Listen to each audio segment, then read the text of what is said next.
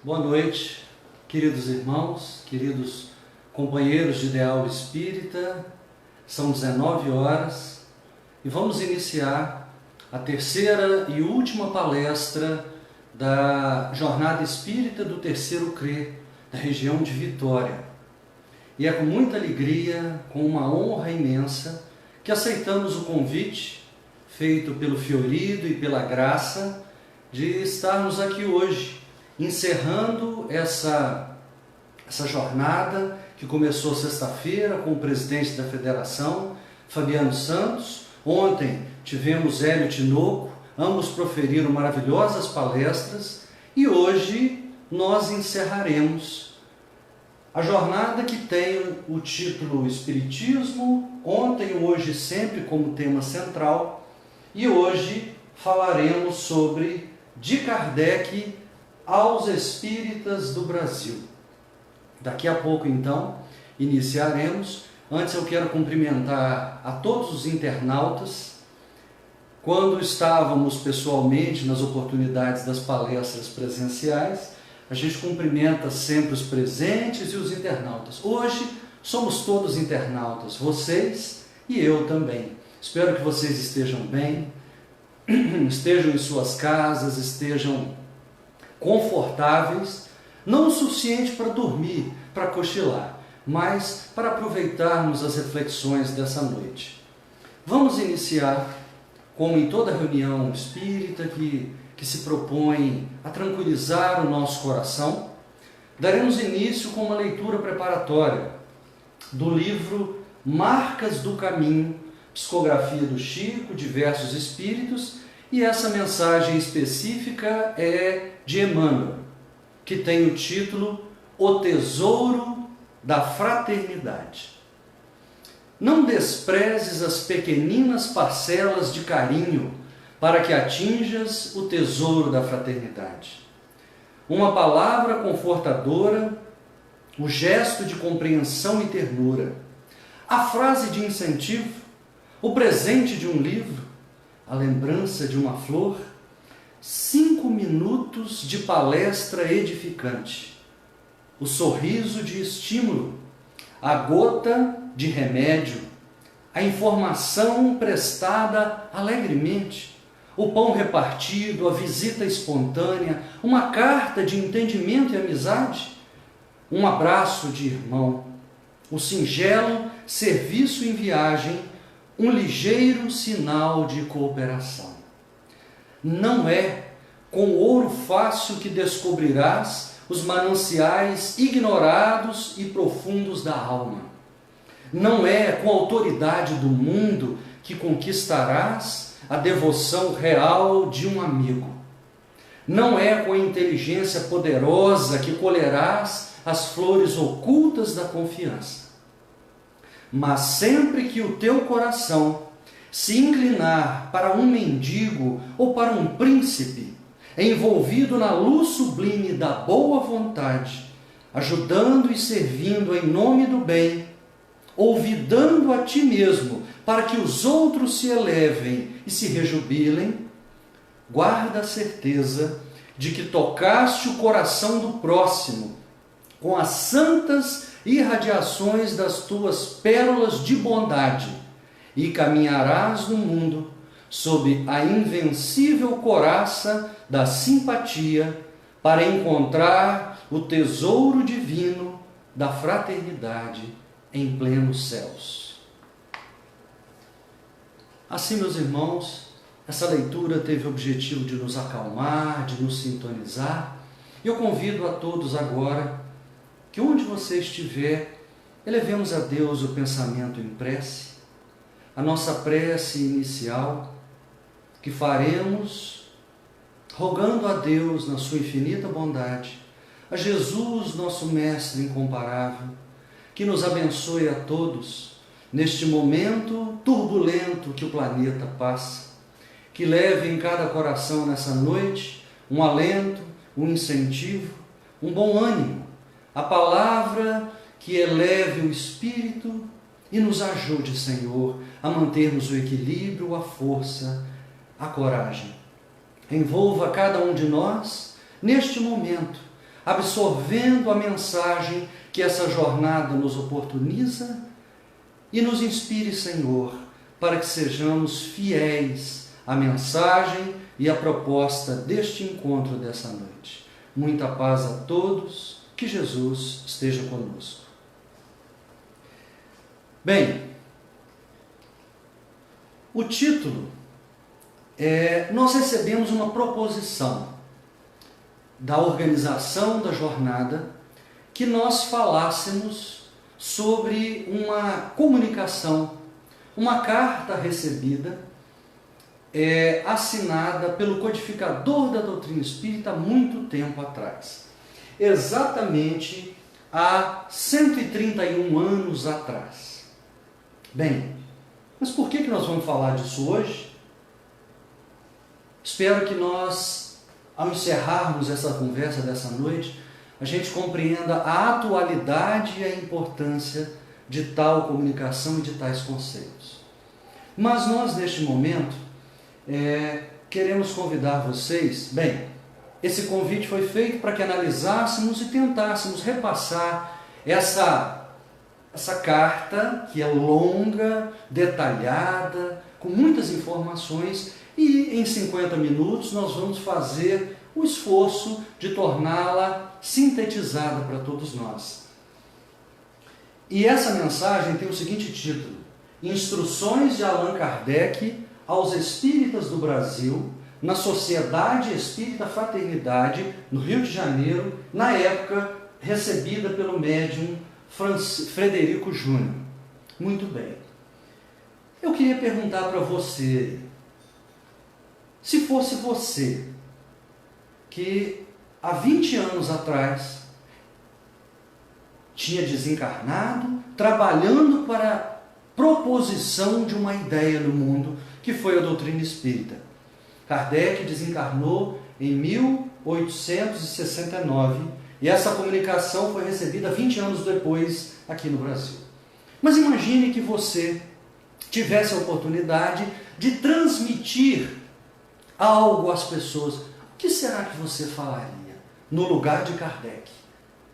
O que será que seria importante transmitir a um país distante da França, não original, onde surgiu o Espiritismo, no Espiritismo nascente? O que será que Kardec acharia importante nos apresentar e nos mostrar? É isso que nós vamos ver a partir de agora. Como eu disse, essa comunicação foi dada em 1889 e ela está publicada num livro editado pela Federação Espírita Brasileira chamado A Prece segundo o Espiritismo, que na verdade é praticamente o último capítulo do Evangelho segundo o Espiritismo, são as preces espíritas. Mas a primeira mensagem desse livro é exatamente esta página da qual nós estamos falando agora. Mas olha que interessante. Kardec, Canuto de Abreu, faz uma introdução à página e diz o seguinte: Kardec avisou uma reunião antes que faria essa comunicação. Foi em 5 de fevereiro de 1889. Na reunião seguinte, então, ele trouxe a comunicação por intento.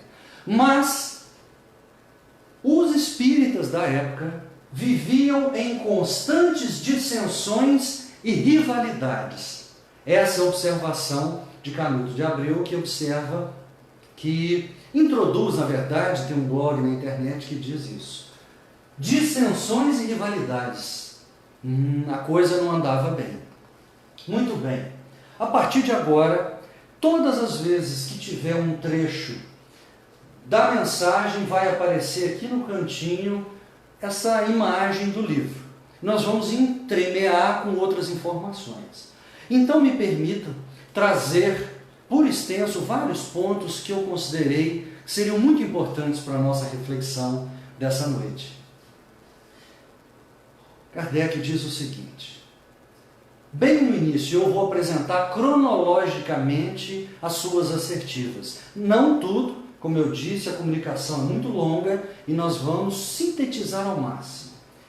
diz ele, que possamos, ainda uma vez, unidos pelos laços da fraternidade, estudar essa doutrina de paz e amor, de justiça e de esperanças. Então ele nos convida a estudar o Espiritismo. No entanto, logo a seguir, ele nos traz uma má notícia. À semelhança das sementes lançadas no pedregulho, eles, os trabalhadores que tentavam incentivar o Espiritismo no Brasil, não encontravam terra boa para suas raízes. As sementes foram mirrando ao fogo das paixões. Claramente, nós entendemos aqui que havia uma dificuldade de compreensão, de aceitação e desenvolvimento das ideias espíritas nascentes. E isso fica grafado textualmente. Fraternidade. Era este, com certeza, o ponto para o qual deviam convergir todas as vossas forças. Mas, infelizmente, meus amigos, não pudestes compreender ainda a grande significação da palavra fraternidade. Olha que interessante. Em 3 pontos, ele menciona repetidamente fraternidade. Não é um termo, é um fato, não é uma palavra vazia, é um sentimento, sem o qual vos achareis sempre fracos para essa luta que vós mesmos não podeis medir, tal a extraordinária grandeza. Imagine o seguinte, uma ideia nova chegando, nascendo, e um campo de trabalho gigantesco a ser desenvolvido. Ele previa que, olha, é preciso se unir desse sentimento, muito mais do que uma palavra, dar as mãos e se apoiar. Vamos ver a continuidade. Vejam bem, eu faço para nós aqui, por que será que o codificador poderia falar exclusivamente da necessidade do estudo, do método, dos médiums, de novas possibilidades de obter as informações? Ele nos fala sobre fraternidade. E eu pergunto para nós, qual a aplicação da fraternidade à nossa vida diária? Qual a sua utilidade? O que esperar de um grupo espírita sem fraternidade mútua? O que esperar de um grupo de pessoas que, investidos por um ideal, e nós podemos, inclusive, nos distanciarmos da ideia estritamente religiosa e expandir para qualquer campo que nós quisermos, ou ideias religiosas que imaginarmos. Mas aqui nós estamos falando estritamente de espiritismo. E eu falo para você, espírita, para você, simpatizante, mas é um recadinho, já que nós estamos na jornada espírita, nosso recado dessa noite é para você que já abraçou a doutrina. O que esperar de um agrupamento espírita que não haja fraternidade mútua, não haja mãos estendidas uns na direção do outro? Possivelmente era essa a preocupação de Kardec. Olha só, no dicionário a gente encontra que fraternidade tem vários sinônimos, explicações. É uma relação semelhante estabelecida àquela que existe entre irmãos. É sinônimo de convivência afetuosa. Convivência equilibrada e agradável entre várias pessoas. União. Olha que bacana. Isso tudo é fraternidade e muito mais. Dentro da conceituação espírita, nós vamos aprofundar um pouquinho mais. Fraternidade é expansão de sentimentos elevados, onde todos renovam e fortalecem as próprias forças, encontrando estímulo ao trabalho. Vejam bem, a fraternidade mútua é capaz de nos estimular, de nos encorajar, de nos fazer abraçar o ideal e não abandoná-lo. Quando nós nos sentimos acolhidos e por nossa vez acolhemos quem chega ou quem pensa diferente. Daqui a pouco a gente vai falar sobre isso. Ainda mais um. A fraternidade é da lei da assistência mútua e da solidariedade comum, sem a qual, olha o que diz Emmanuel, sem a qual todo o progresso do planeta seria praticamente impossível. Essa fala é de Emmanuel. Significa que nós, espíritas, acreditamos que há uma progressão, há uma evolução das pessoas, dos mundos, do planeta. Mas imagine sem fraternidade, onde é que nós vamos chegar? Não chegaremos a lugar algum. Isso está no livro Consolador, uma obra fantástica. Voltamos a Kardec depois desse parêntese. Meus amigos, dirige-se ele carinhosamente. Alguns momentos ele é duro, firme, mas sempre com muito amor. Meus amigos, é possível que eu seja injusto para convosco naquilo que vou dizer. O vosso trabalho, feito de acordo, não com a doutrina, mas com o que interessa exclusivamente aos vossos sentimentos, poderia dizer egoístas, não pode dar bom fruto. Duro ouvir isso, né? Mas enxergando que havia a necessidade de modificação de postura. O que estava predominando entre as pessoas era o personalismo. Quem é mais importante? A ideia de quem que vai prevalecer? É a escolha de quem? Quem é mais importante no nosso grupamento? Então a última palavra é dele. Geralmente nos preocupamos no nosso meio, infelizmente, e deixamos manifestar na nossa vida diária, mas os grupamentos espíritas, isso aqui é lamentável. Esse trabalho, sem regime, sem disciplina, o trabalho de levar adiante a ideia da terceira revelação, só pode trazer espinhos que dilacerem as vossas almas, desvirtuando princípios em que ela se assenta. Desunidos pelo egoísmo, pelo orgulho e pela vaidade. É isso que ele enxergava nos grupamentos nascentes daquela época. Tudo que eu falar para 1889 me ajuda a pensar para hoje. Será que existe? Acho que não. Talvez no grupo espírita que você participa, não. Mas imaginemos há 130 anos atrás. Significa que Kardec nos convida à disciplina, ao trabalho árduo que muitas vezes somos convidados a fazer, e sem disciplina, onde é que se chega? Sem disciplina, o que é que alcançamos na vida? Entretanto, dar-se-ia o mesmo se tivesseis unidos, se nós unirmos o nosso pensamento, mesmo com as diferenças que nós nutrimos. Mas onde a vantagem das subdivisões? Pregais a fraternidade, vos dividis cheios de dissensões. Meus amigos, é muito triste quando vemos notícias de pessoas que pertencem a um determinado grupamento e que se separam.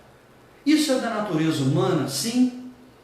É natural que quando eu estou num local onde eu não me sinto à vontade, eu tenha a liberdade, o direito de buscar outro onde aquilo me complete. Obviamente que sim.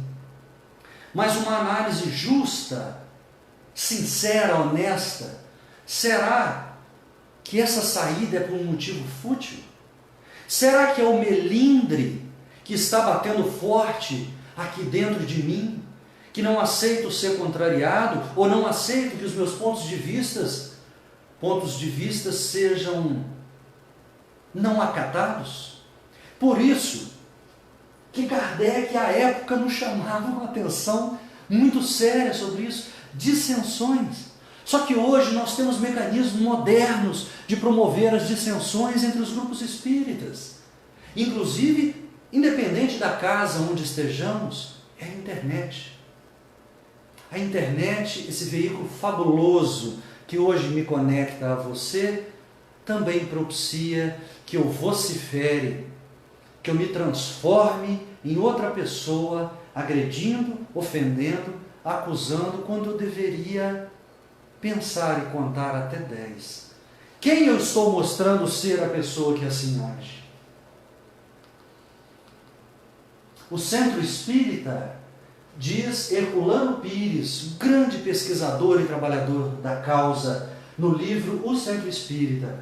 O Centro Espírita não pode trocar os seus serviços de amor e fraternidade pelo acirramento das lutas entre grupos e classes. Nós podemos estender mais pelas discussões que não trazem, que não produzem, que não agregam e que não nos transformam. Nós não podemos trocar o clima da fraternidade que constrói pelas brigas de pontos de vista que sustentamos. Onde nós vamos parar se não nos entendemos uns com os outros?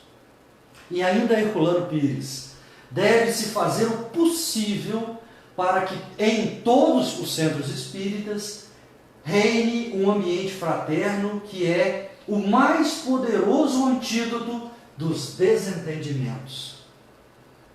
Parece que está repetitivo. Mais fraternidade, tapiegas, meus amigos. Quando a gente faz parte de um grupo de trabalhadores, de uma casa espírita, e quando a gente precisa definir situações, exalta-se o ego, infelizmente. Dentro e fora da seara, com o celular na mão ou sem ele. É mais fácil com o celular sentar olho no olho. Olha o chamado de Herculano Pires.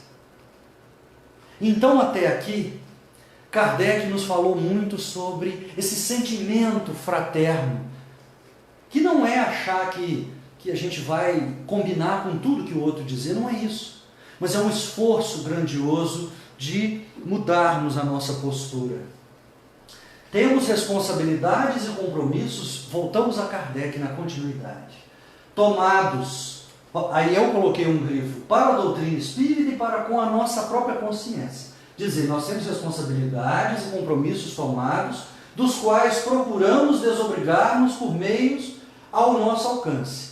Quando a gente reencarna, Deus nos dá uma possibilidade muito grande de recomeço, de acertar arestas, crescer e desagravar a nossa consciência de equívocos, de escolhas mal feitas, de caminhos tortuosos que fizemos, envolvendo outras pessoas. É por isso que às vezes o lar, a sociedade, os vizinhos, o centro espírita é sempre desafiador para todos nós, na convivência. Mas a gente está aqui para acertar. E acertando, a gente se torna mais feliz. A consciência tranquila é o grande tesouro. Nós lemos o tesouro da fraternidade, mas a consciência tranquila, sem dúvida. E nesse aspecto, Kardec começa a nos apertar. Vejo que a cada dia que passa da vossa existência, iluminada pela sublime luz da revelação, sem produzirdes um trabalho à altura da graça que vos foi concedida, muito será pedido a quem muito foi dado. Nós estamos aqui de passeio. A gente continua a mesma pessoa, orgulhosa, egoísta, vaidosa, intransigente. Quando a gente, mesmo conhecendo as lides espíritas, a gente continua recalcitrando, é um motivo de escândalo para as vossas consciências. Ele está querendo dizer o seguinte: meu amigo, acerta o passo. Lá na frente, a cobrança é maior. A dor, a irmãzinha dor, às vezes, é o último recurso quando a gente não entendeu que precisava endireitar o passo. E aí, na doutrina espírita, nós temos uma infinidade de obras que nos mostram o lado de lá da vida. A vida perene, a vida verdadeira, a vida que continua após a vida. E este livro, Os Mensageiros, de André Luiz, o segundo da série A Vida no Mundo Espiritual, nos traz inúmeros casos de irmãos nossos que vieram, se programaram e se prepararam para serem espíritas e trabalharem na causa do espiritismo na Terra, mas faliram. E essa falência, a maioria deles são médiuns, dirigentes, mas podemos ser enquadrados qualquer um de nós que se preparou, dessa vez eu vou acertar. Estudei a matéria, agora eu vou fazer a prova e vou me sair melhor. Chega aqui, a gente se acomoda nas benesses da vida e esquece tudo que programou e prometeu. O nosso grande desafio, meus irmãos, é regressar à vida espiritual como quem cumpriu a sua responsabilidade.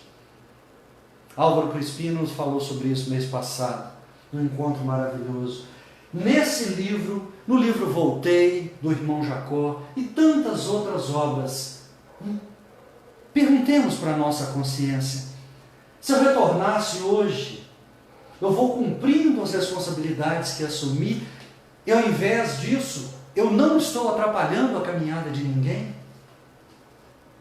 Nos diz Joana de Ângeles: o teu compromisso com Jesus é formal e trata-se de um contrato assinado, sério para todos os teus dias atuais e futuros. Ela usa dessa expressão no livro Liberta-te do Mal, na psicografia do Divaldo, numa mensagem que eu recomendo a todo espírita ler. Coerência e austeridade. Mensagem um pouquinho longa, mas ela te faz girar uns 2 dias assim até voltar ao eixo. Maravilhosa, eu recomendo a todos vocês. Eu só extraí esse trechinho porque nós não temos mais tempo. Eu precisaria de um seminário para falar inteiro só sobre essa mensagem. Mas nós temos um compromisso que assumimos de bom grado. Aliás, imploramos muitas vezes: me dá, Senhor, uma nova oportunidade, mas me dá de tal forma que eu consiga um freio, um direcionamento para não escorregar nos mesmos erros novamente. Voltamos a Kardec e a mensagem: ou a vossa propaganda se limita tão somente a falar de Espiritismo? Espera aí, o que isso tem a ver? Agora, ele está dizendo o seguinte: no Evangelho segundo o Espiritismo, nós temos uma mensagem maravilhosa do Espírito Erasto chamada Missão dos Espíritas. E ali fala sobre divulgar, propagar, levar a mensagem espírita. Mas o próprio Erasto fala algo parecido com isso.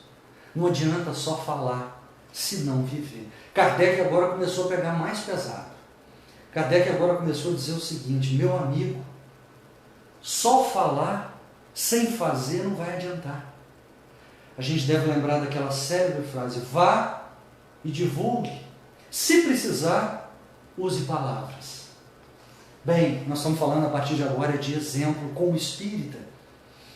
Fazei a luz pelo vosso esforço, iluminai todo o vosso ser com a doce claridade das virtudes, disciplinai-vos, novamente um convite.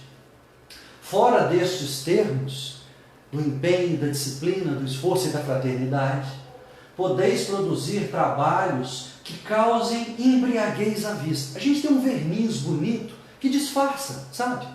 A gente engana, mas nunca que falem sinceramente ao coração. Quem somos nós de verdade? E o que eu faço toca as pessoas?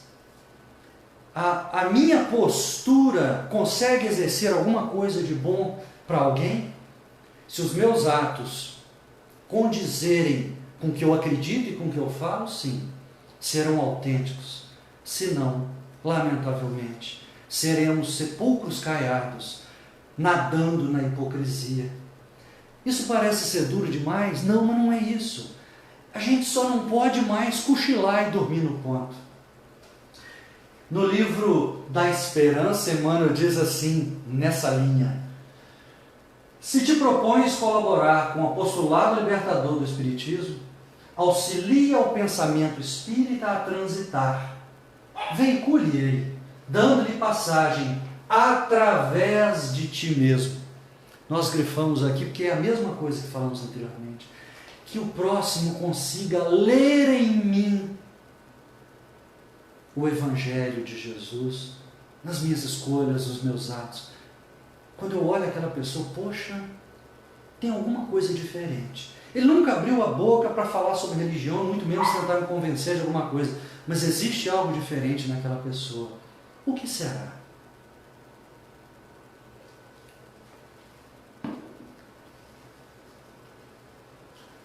A cada minuto surge alguém que te pede socorro para o frio da alma.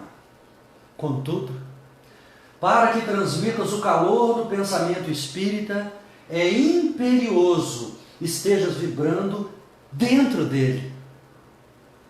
Diante da sombra, não adianta ligar o fio da tomada sem força, nem pedir luz em candeia morta. É o Emmanuel de novo. O que nós somos? Nós somos uma tomada sem energia? Ou nós somos uma força geradora que vai iluminar quem se aproximar da gente? Essa candeia morta é quando meus atos não se coadunam com a minha fala, muito menos com a crença que eu sustento. Continua Kardec. Se o Evangelho, é disso que nós estamos falando de Evangelho vivo, mudança de atitude, reforma íntima, transformação moral. Se o Evangelho não se tornar realmente em vossos espíritos um broquel, um escudo, se o Evangelho nas vossas mãos apenas tem a serventia dos livros profanos que deleitam a alma e encantam o pensamento, reticências. Será que é só isso que o Evangelho é para nós? Um livro bonito, lindo, está até na minha cabeceira, sabe? Mas o que nós fazemos dele na prática?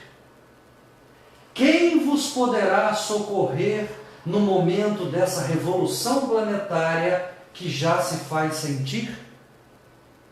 É a continuidade da frase anterior sobre o Evangelho. Mas espera aí, gente. Revolução planetária, 1889. Nós não estamos falando de 2020, não? 1889. Kardec diz assim: se o Evangelho não se torna algo vivo em você, que modifique os seus atos e te fortaleça, inclusive com coragem, bom ânimo, esperança, disciplina, qualquer tempestade vai nos chacoalhar. Mas a atual seria muito mais grave. Continua ele, olha, vejamos que interessante. Esse eco que reboa por toda a atmosfera do vosso planeta, dizendo: os tempos são chegados. Não é o tempo do fim do mundo, não, viu, pessoal? Destruição, o planeta vai explodir, vai acabar. É um tempo de transformação moral da humanidade. São chegados os tempos preditos. Será um gracejo de Deus com o fim apenas de apavorar os espíritos? Será que tudo isso que a gente escutou até hoje e parece que está acontecendo tem o objetivo, pega com Deus, hein? Segura com Deus, que senão nós estamos perdidos. Você vai para outro planeta, um planeta muito pior que a Terra. Não é para nos assustar, é para nos despertar, meus irmãos, meus queridos irmãos. E agora ele faz uma súplica, porque para mim isso aqui tem um cunho de uma súplica, de uma recomendação muito profunda. Será possível nos preparemos para os tempos que chegam, vivendo cheios de dissensões? Olha as dissensões lá do começo. E de lutas, como se não constituíssemos uma única família universal? Sim. Se considerarmos o meio espírita, também poderia chamar de uma família. Tendo para a regência dos nossos atos e dos nossos sentimentos uma única doutrina, agora é para nós espíritas. Você já pensou, espírita se degladiando, porque pensa diferente, porque não concorda com essa ou aquela opinião, essa assertiva, mas não concordar, brigar mesmo, se ofender, usar palavras de baixo calão. Dissensões, única família, não podem conviver essas duas expressões. Ele começou, parece que eu vou repetir a frase, mas não é não, é outra. Ele entona ainda mais. Será possível nos preparemos para os tempos que chegam? Está igualzinho ao anterior, mas ele escreveu: dando a todo momento e a todos os instantes a nota de escândalo, traduzindo, você é uma propaganda que não está ajudando para o espiritismo. Desculpe dizer assim, vou mudar a expressão. Eu não estou sendo algo que contribui para que as pessoas olhando em mim encontrem uma esperança nessa doutrina? Poxa vida, eu estou passando por tantas lutas, eu não sei a que me apegar, eu acho que essa pandemia vai durar tanto tempo, eu não sei se vou superar minha família, meu comércio, meus negócios, minha saúde. O Espiritismo deve ter uma palavra de conforto. Aí encontra um espírita destrambelhado, completamente desequilibrado. Não que nós não tenhamos nossas dificuldades, é lógico que sim. Mas o convite aqui é para essa vigilância, que os nossos atos estejam em sintonia com o que fazemos. Em relação a isso, olha o que diz Emmanuel no livro Caminho, Verdade e Vida, na mensagem fantástica chamada Um Só Senhor. Vamos meditar sobre essa? Se os cristãos de todos os tempos encontraram dolorosas situações de perplexidade nas estradas do mundo, as dificuldades, as lutas para o cristianismo se instalar, e as outras pessoas que olhavam nos cristãos confiar e acreditar que aquele era um grupo realmente de uma doutrina que merecia créditos, é que depois dos apóstolos e dos mártires, a maioria tem cooperado na divulgação de falsos sentimentos com respeito ao Senhor a que devem servir. Se nós lembrarmos até o século III, os cristãos eram realmente fiéis à causa que abraçavam.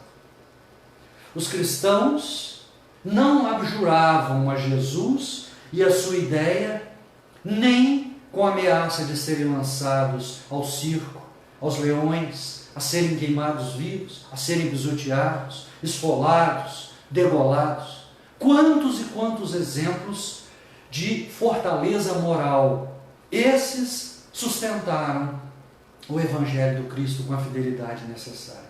Daí para diante, nós vamos ver as distorções causadas por nós, nas nossas diversas formas de ajustar a nossa conveniência, e o Cristo perdeu em amor e ganhou em poder. O Cristo perdeu em calor, em fraternidade, e ganhou em espaço físico, trucidando gerações em nome do Cristo. Nós não vimos fazendo outra coisa que não seja queimar o filme do Evangelho. É mais ou menos isso que Emmanuel quis dizer. Então, nós estamos 2000 anos depois, a gente vai continuar fazendo a mesma coisa? Por quê? A maior propaganda que alguém pode fazer para uma determinada ideia é convencer alguém que ela é boa. Mas não é falando, é vivendo. É vivendo. Meus amigos é a expressão que Kardec usa. Meus amigos, sem caridade não há salvação. O espírita conhece de cor, fora da caridade não há salvação. Não é fora do espiritismo, é fora da caridade. E sem fraternidade não pode haver união. E sem união, toda a ideia está fadada ao fracasso. Por mais nobre, por mais bela, por mais profunda que seja ela. Essas são expressões de Kardec. Sem caridade não há salvação e sem fraternidade não há união. Imperativo da nossa unificação nos alicerces do serviço, diz Emmanuel na mensagem Unificação. Claro que a sintonia absoluta de todas as interpretações doutrinárias, num foco único de visão e realização, é praticamente, e por hora, impossível. Vamos acalmar, né? Porque senão alguém pode dizer, o Fábio está louco. A gente não vai pensar igual em tudo, é lógico que não. Nós somos diferentes. Nós, inclusive, interpretamos de maneiras diferentes várias ideias, passagens, mensagens. O que não pode ser maior é a nossa falta de caridade, com quem quer que seja. com o companheiro da lide de trabalho, espírita particularmente, a nossa indulgência tem que ser maior do que o meu ímpeto de mostrar que eu estou certo. É melhor ter a paz do que ter razão, em diversas ocasiões. E diz Emmanuel que a doutrina espírita é semelhante a um edifício, a um prédio bem grande. Mas vejam bem, quando a gente vê um prédio, e aí em Vitória é mais comum, nós temos internautas em diversas cidades do estado e até fora do estado, é muito bom tê-los conectados, mas em Vitória nós temos muitos prédios. Quem contribui para a edificação de um prédio? A ideia de um prédio sai primeiro da cabeça de alguém, passa por um planejamento, por um projeto, engenheiros, depois parte para a execução. Nós temos diversas pessoas em diversos escalões que contribuem para a edificação desse prédio, desse edifício. Cada um com o seu papel e a sua contribuição. Na doutrina espírita, para a construção e para a manutenção desse grande edifício é a mesma coisa. Imaginemos que um grande orador, um renomado expositor espírita é alguém muito querido, adorado, que nos envolve com sua fala, então é a pessoa mais importante daquela casa. Ou um médium reconhecido pelo seu trabalho sério, mensagens maravilhosas e consoladoras que traz. São importantes? São. Eles têm um papel agregador, aglutinador muito importante. Mas a pessoa lá no trabalho, assistencial, que distribui a sopa, sabe? Aquele que não aparece, preparou a sopa, pegou aquela concha enorme e vai distribuindo. A palestra que ele faz não é com a boca. A contribuição para esse grande edifício não é com a oratória, é com a mão. Emmanuel fala, nós não podemos desdenhar nem do pensamento mais brilhante, nem da picareta que trabalha duro para a fundação. Nós não podemos desdenhar da água fluidificada, que é colocada com amor, atenção, já iniciando o processo de magnetização, quando o trabalhador que é responsável por aquela ação, o faz com amor, com dedicação, com disciplina, com assiduidade. Você pode fechar os olhos e sabe que ele vai estar lá. Porque o compromisso assumido tem um papel diferente, de responsabilidade. A causa tem uma importância tamanha para si, que é maior do que os obstáculos que ele enfrenta. Uni-vos, pois, quase acabando a fala de Kardec, uni-vos, pois, pela fraternidade, salvai-vos pela caridade. Ele está repetindo. Será por quê, né?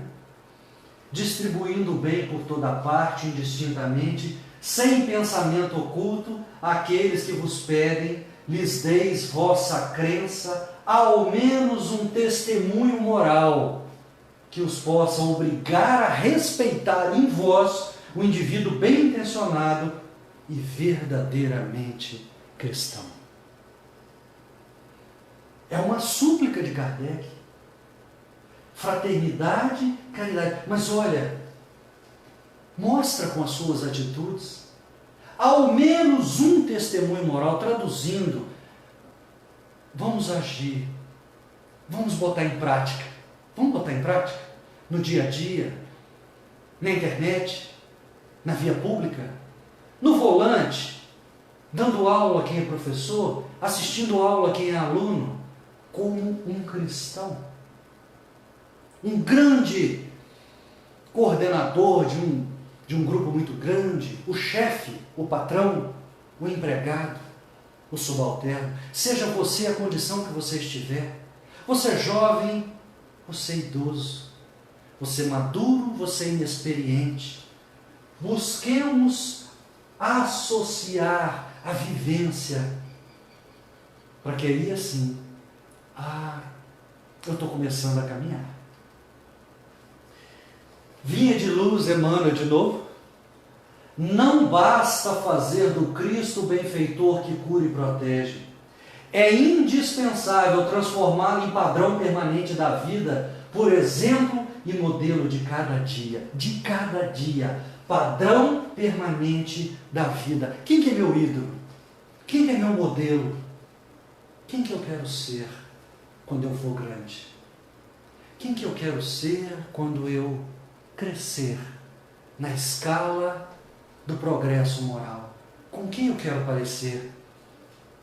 Quais as atitudes eu quero imitar a do Cristo como padrão da minha vida? Que ama, que compreende, que se esforça, que respeita, que conta até 1000 se for preciso, que perdoa, que estende a mão. E agora, meus amigos, eu pergunto aqui para nós, bem na nossa intimidade, o que estamos fazendo das nossas dificuldades e nossas diferenças no meio espírita? O que nós estamos fazendo? Eu aqui, no Centro Espírita Antônio de Pádua, em São Mateus, a casa que eu frequento, participo, dou a minha modesta colaboração. Você aí na sua. Quando surge um problema, como é que nós resolvemos? Quando surge uma desavença, uma opinião divergente, quando alguém lá do outro lado do planeta questionou o meu ponto de vista, como é que eu procedo? A minha postura é aquela que agrega, que aglutina, que é da fraternidade, ou é separativista, exclusivista? Se nós lembrarmos a Casa do Caminho, dos primeiros cristãos, nós vamos recorrer a um personagem fundamental do início do cristianismo. Esse personagem é Pedro, Simão Pedro. Essa ilustração mostra ele e Paulo. Vamos supor que fosse realmente. Pedro, se nós recorrermos ao livro Paulo e Estevão, vamos lembrar, ou vamos relembrar, que Pedro teve um papel conciliador fantástico entre as atitudes judaizantes de Tiago e o desejo radical de Paulo de Tarso de mudar tudo e fazer conforme Jesus.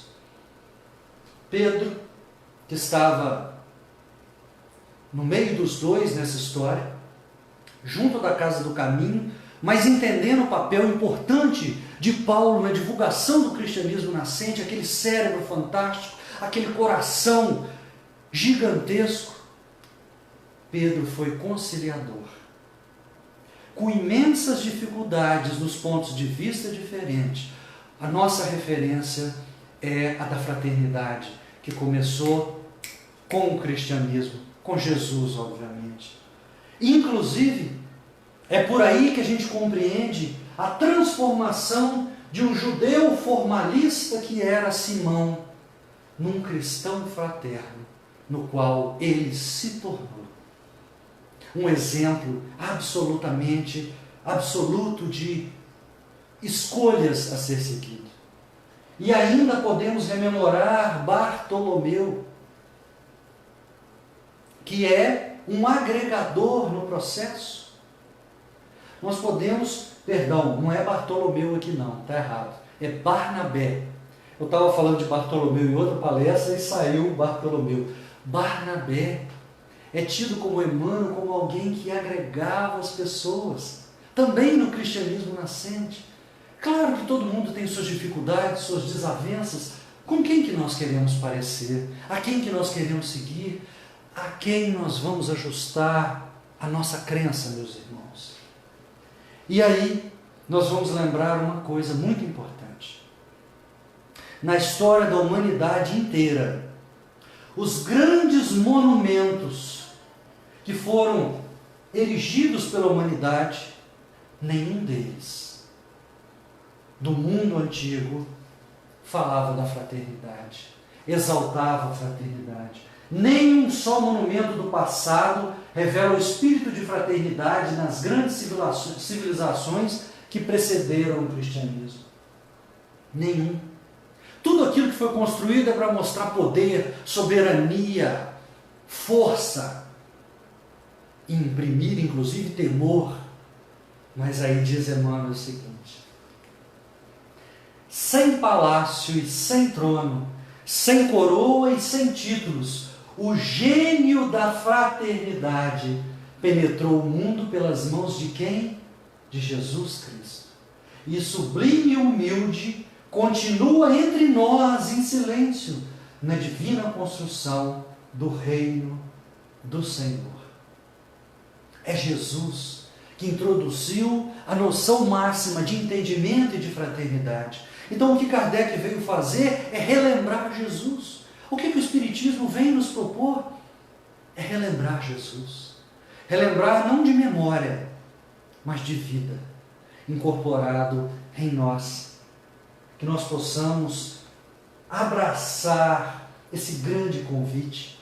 E o que foi feito dos grandes monumentos? Ruínas, ruínas, pó. E algumas que se mantêm fragmentos de pé. E o Cristo?